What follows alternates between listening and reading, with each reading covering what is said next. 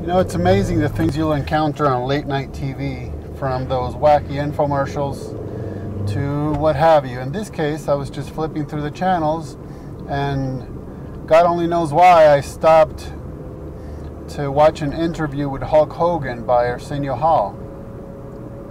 And actually, there was a very good reason for it that I didn't know when I stopped channel surfing at that point. Sadly, I have not been able to find a video of this. Some people have posted portions of that interview, but not the portion I'm interested in, so I'll just have to relate it, unfortunately. Because Hulk Hogan told a story about how he almost became the George Foreman grill guy. Alright, so here's the story he tells. He said his daughter gets off school at 3, and when he goes to pick her up at 3:30, there's already a line of soccer moms, as he put it. Just a whole line of cars, so it takes forever to get up to the front and pick up his daughter. Of course, why he's showing up at 3:30 if she gets off at 3, well, that's another that's another issue. And by the way, why is it that people think they can do impressions of Hulk Hogan by just yelling out the word brother? But that's another issue as well. So he says, one day he determined that I will be first. That's exactly what he said. I'm going to be first. I'm going to beat them. I'm going to be first, all right? That's what he determined. And so he made sure to get out of the house early, and he made sure to be at the school early, if not on time.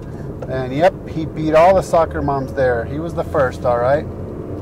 He'd come back home to find a voicemail from his manager stating that he had a endorsement deal for either a grill or a blender. So he calls up his manager, or agent, I suppose, and says, okay, I'll take the grill. And the agent said, well, in the meantime, I already called George Foreman and he's going to take the grill, so you can take the blender. So Hulk Hogan states that, so George Foreman ends up with a multi-million-dollar grill, and I get a blender that you stick batteries in, and it even gets stuck when you're just trying to mix protein powder, okay? So a piece of junk, in other words. And that was the story, and the audience laughed, and let's move on. And I kind of wondered to myself, I wonder how many people who heard that understood what he just said. Because I would bet you that 99.9% of the audience who either watched it or were there didn't get it. They just laughed and said, oh, tough luck, buddy, okay. How cute, okay, whatever. But I think it denotes the level of biblical illiteracy in our culture and the lacking of a biblical worldview, that many could hear that story and actually not understand what he just said. Just don't get it. Just say, oh, bad luck, buddy. Oh, well. Haha, cute. Funny story. Whatever it was. Not just don't get it. Biblical illiteracy and lacking a biblical worldview.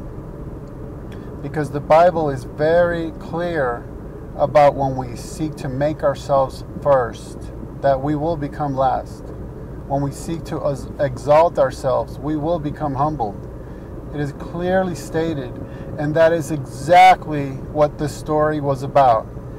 Him seeking to put himself first, to be exalted, to beat everybody, and then being brought down, being brought low. That's exactly what the story is about. And unfortunately, I would imagine that most people just didn't even get a clue as to what he was talking about. Or even if he himself quite understood what that real life story of his was about, what actually happened there. And it's a shame. It's just too bad.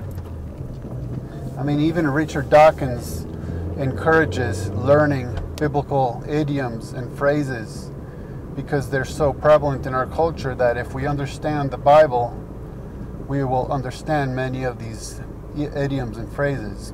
Luke 14 states that He, Jesus, began speaking a parable to the invited guests when he noted how they had been picking out the places of honor at the table, saying to them, "When you are invited by someone to a wedding feast, do not take the place of honor, for someone more distinguished than you may have been invited by him, and he who invited you both will come and say to you, 'Give your place to this man,' and then in disgrace you proceed to occupy the last place.